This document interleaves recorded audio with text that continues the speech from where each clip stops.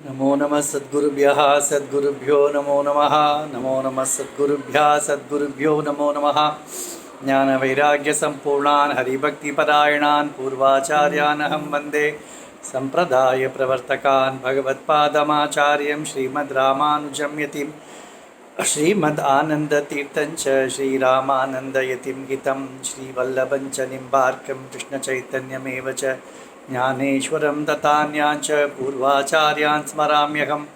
आचार्येष्वपि सर्वेषु तारतम्यं विना कलौ शुद्धं भागवतं धर्मं जग्राह प्रेमिको गुरुः। हरे रामेति कृष्णेति नाम संकीर्तनं सदा लोकक्षेमाय कुर्वन्तं प्रेमिकं सद्गुरुं भजे। श्री वैष्णव संहिता के द्वितीय भाग के 20वें अध्याय देख रहे थे। कल पूरेश स्वामी के चरित्र देख रहे थे। पराशर भट्ट का अवतार का घट्ट अब देखते हैं। कल भगवान के प्रसाद पाकर पूरेश की पत्नी गर्भवती हुई और उन्होंने पराशर भट्ट को जन्म दिया। तो स्पर्श दीक्षा विधायापि भाष्यकारः कृपानिधिः श्री पराशर भट्टार्यः इति नाम चकार च। कुरेश की पति गर्भवती है तो कब प्रसव होने वाला है इसकी उत्सुकता कुरेश से अधिक रामानुजाचार्य को था, क्योंकि वे जानते हैं कि भगवत प्रसाद से वो शिशु जन्म लेने वाला है। तो शिशु कैसा होगा, तो प्रसव हो गया क्या, सो ऐसा पूछते थे, कहते हैं। तो जब प्रसव हुआ तो उस शिशु को ले आने के लिए अपने शिष्य गोविंद एम्बार को कहा। एम्बार जाकर उस शिशु को ले आ रहे थे। तो ले आते समय आचार्य के पास दिया शिशु को। तो रामाचार्य कहते हैं, अरे इस शिशु के सिर पे तो द्वय मंत्र का सुगंध आ रहा है। देखिए, तब गोविंद एम्बार ने कहा कि बच्चे के रक्षा निमित्त मैं द्वय मंत्र का अनुसंधान करते हुए शिशु को ले आया। एम्बार ने द्वय अनुसंधान किया, हाथ में शिशु है, तो द्वय का मंत्र का सुगंध उस बच्चे पे चढ़ गया। तो उस शिशु को लेकर उन्होंने पराशर भट्ट ऐसे नामकरण किया। दिव्य प्रतिभायुक्तो बाल्यादेव पराशरः प्रमोदं विष्णुभक्तानां पददो बाल्यलीला।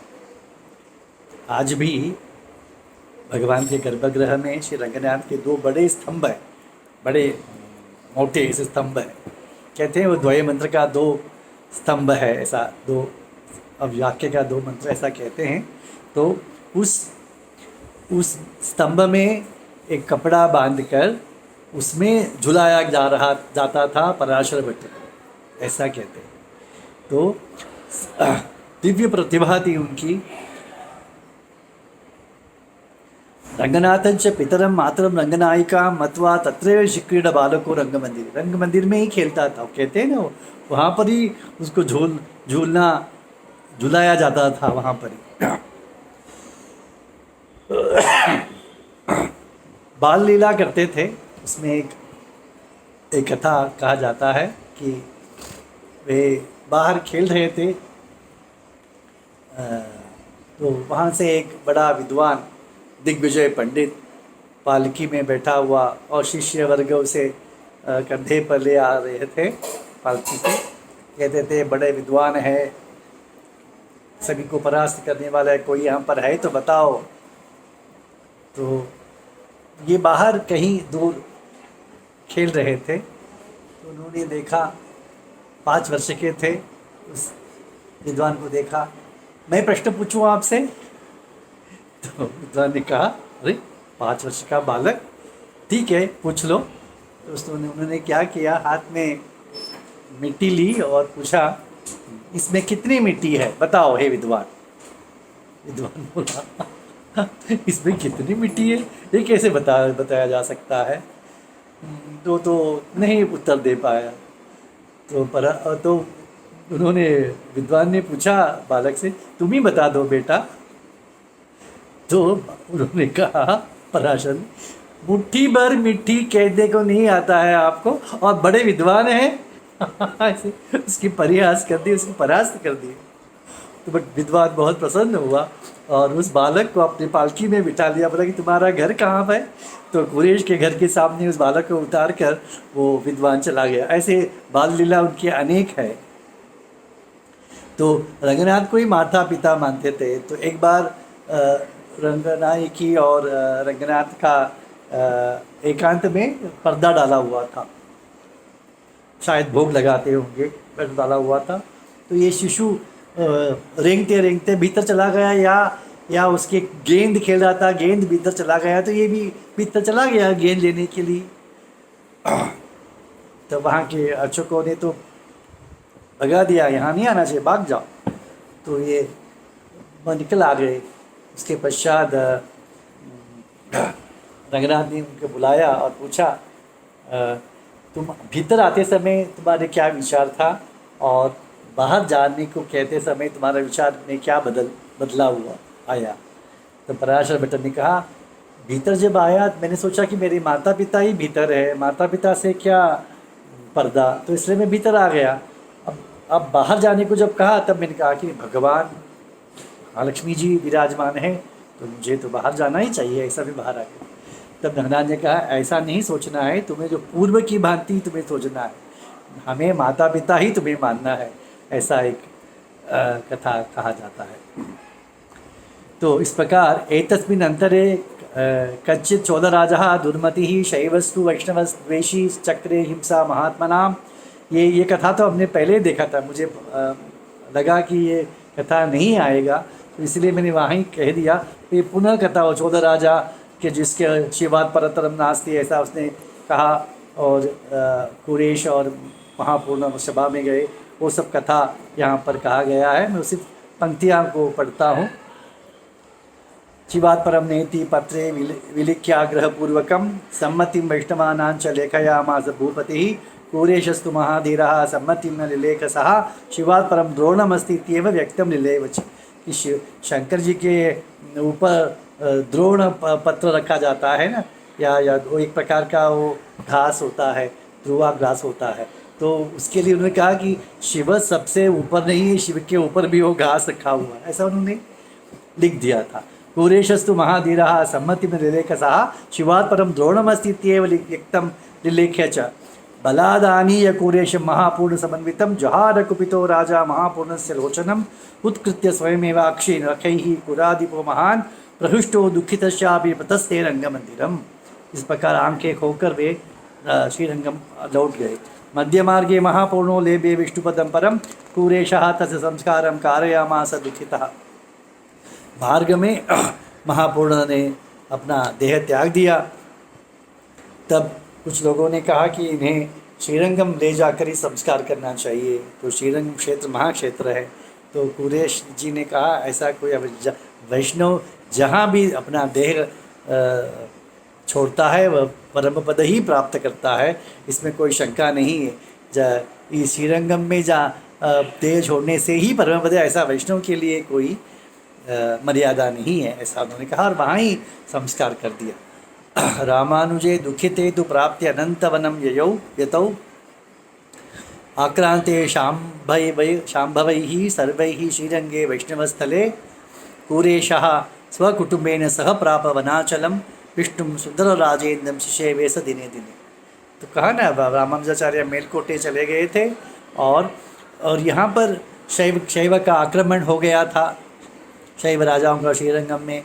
कहा कि कोई रामानुज संबंधी कोई मंदिर में प्रवेश नहीं कर सकता। तो एक दिन कुरेश जी मंदिर के लिए गए थे, तो वहाँ पर जो चौकीदार है उसने कहा कि रुको, नहीं जा सकते आप, रामानुज संबंधी है, आप नहीं जा सकते। तो दूसरे चौकीदार ने कहा नहीं, रामानुज संबंधी होने पर भी ये बड़े अच्छे स्वभाव के हैं, अच्छे गृहस्थ, इन्हें छोड़ दीजिए। तब कुरेश ने कहा मैं अच्छा हूँ या बुरा हूँ मुझे दर्शन नहीं करना है। मैं रामानुज संबंधी का संबंध को तोड़कर मैं अच्छा हूँ इसलिए भगवान के दर्शन करने के लिए नहीं जाना चाहिए मुझे रामानुज सम्मान का संबंध ही मुझे लिए विशेष है, मैं भीतर नहीं जाऊँगा। ऐसे करके वहाँ से वो निकल, मंदिर नहीं जाना है तो फिर कहाँ श्रीरंग में रह के क्या करना है। तो वे वृषभाचल चले गए। वहाँ सुंदर राज भगवान का कैंकर्य करने लगे, पुष्प कैंकर्य करने लगे वहाँ पर। संवत्सर द्वादशांते यतीन्द्र पुनरागतः वनादौ शिष्यवर्यम तम दृष्ट्वा दुखम अवापसा। और 12 साल के पश्चात जब रामानुजाचार्य लौटे तो उन्होंने देखा कि इनका तो आंख चला गया है।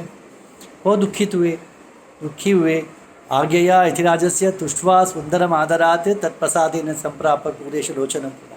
यहाँ कहा गया है कि भगवान से आंखें का रोशनी का प्रार्थना करो। कुरेश ने प्रार्थना नहीं की तो क्या प्रार्थना की? मैंने कहा कि श्रीरंगम ही हमारे लिए आंख है, उसे दे दो आप, बस शैवों के आक्रमण से श्रीरंग को बचा दो, यही मेरी प्रार्थना है। तो भगवान तो भगवान है, उन्होंने आंखें दे दी, उन्हें रोशनी दे दी। उन्होंने कहा कि तुम्हें रामानुजाचार्य दिखेंगे और मैं दिखूंगा, कि यही तो उनका इच्छा थी। पुनः जगत को देखने की इच्छा नहीं कर रहे थे, भगवान को देखना चाहते थे और अपने आचार्य को देखना चाहते थे। विष्णु द्वेषेण संयुक्ता, क्योंकि वो कहते मुझे देखने की आवश्यकता नहीं है, तो क्या रामानुज कहने लगे मेरे लिए जाकर मांगो। ऐसे महान पुरुष थे। विष्णु द्वेषेण संयुक्ता शिवभक्ति से निष्फला, शिवद्वेषेण संयुक्ता विष्णुभक्ति से निष्फला। विष्णु तथा वैष्णवानाम अपचारेण भूपति शिवभक्तोपि संप्राप दुखम दशमुखो यथा। जैसे रावण शिवभक्त था परंतु राम का द्वेष करने से वो उसकी मृत्यु हो गई, उसी प्रकार ये राजा शिवभक्त था पर विष्णु द्वेषी था, वैष्णवों का अपचार करता था, इसलिए उसके कंठ में क्षय हो गया, जो भी हो गया था उसे। कृमि पीड़ित कंठे तो 14 राज्य मृते पुनः, तो कृमि हो गया वहाँ पर और उससे वो मर गए। श्रीरंगम प्राप्य सानंदम वैष्णवान निवसन सुखम, उसके मरते ही सभी श्री वैष्णव पुनः श्रीरंगम आकर बस गए। कुरेशत्वात्मजम दृष्ट्वा समुपस्थित यौवनम उद्वाहम कारयामास सुमुहूर्ते सतांबर। पराशर भट्ट यौवन अवस्था को प्राप्त हुए तो आंडाल उनकी पति ने कहा कि अभी इसका विवाह करना है अपने पुत्र का, तो जाकर आप भगवान से प्रार्थना कीजिए। तो कुरेश जाते थे मंदिर तो रोज़ जाते, दर्शन करते थे, आते थे। तो पत्नी पूछती थी आपने भगवान से पूछा? अरे मैं तो भूल ही गया। देखिए हम जाते हैं तो हमें क्या मांगना है तो हम कभी नहीं भूलते, वे तो भगवान के दर्शन करके जो मांगना है वो भूल ही गए। तो एक दिन वो गए तो भगवान ने स्वयं अर्चक मुखे ने कहा तुम चिंता मत करो, आपके पुत्र का विवाह हो जाएगा। क्योंकि महापूर्ण के संबंधी में कोई एक व्यक्ति था, उसका बेटी को श्री पराशर भट्ट को देना चाहिए था बट वो नहीं देना चाहता था। तो भगवान उसके स्वप्न में जाकर कहा कि वो पराशर भट्ट मेरा पुत्र है, तुम्हारी बेटी को उसे दे दो। इस प्रकार उनका विवाह हुआ। पराशरोपि लोकेस्मिन् विष्णुभक्ति प्रकाशयन् उवास रंगनगरे कुरेश आनंद वर्धना। कुरेश अपने पिता के आनंद को बढ़ाते हुए पराशर भट्ट भी विष्णु भक्ति का प्रचार करते हुए श्रीरंग में थे। अथाचिरेण कालेन सर्वशास्त्र विशारदः अवाप परमां कीर्तिं विद्वद् वैष्णव मंडले। वसिष्ठो राघवस्यापि गर्गाज्ञो माधवस्य च श्री पराशर भट्टार्यो रंगेशस्य पुरोहितः। कुछ ही काल में वे बड़े विद्वान के रूप में विद्वत मंडल में उन्हें प्रतिष्ठा पा ली थी पराशर भट्ट ने। जैसे वशिष्ठ राम के पुरोहित थे, जैसे गर्गाचार्य कृष्ण के पुरोहित थे, उसी प्रकार श्री रंगनाथ के पुरोहित बने पराशर भट्ट। तो उनका प्रमाण मंत्र में कहा जाता है श्री पराशर भट्टार्य श्रीरंगेश पुरोहितः श्रीवत्सांग सुत श्रीमान श्रेयसे मेस्तु भूयसे। तो श्री रंगनाथ का पुरोहित बन गए थे वे। तो इस प्रकार अब देखेंगे अब अगले क्या कहते हैं श्री अन्ना। श्रीमते रामानुजाय नमः। श्री प्रेमिकेंद्र सद्गुरु महाराज की जय।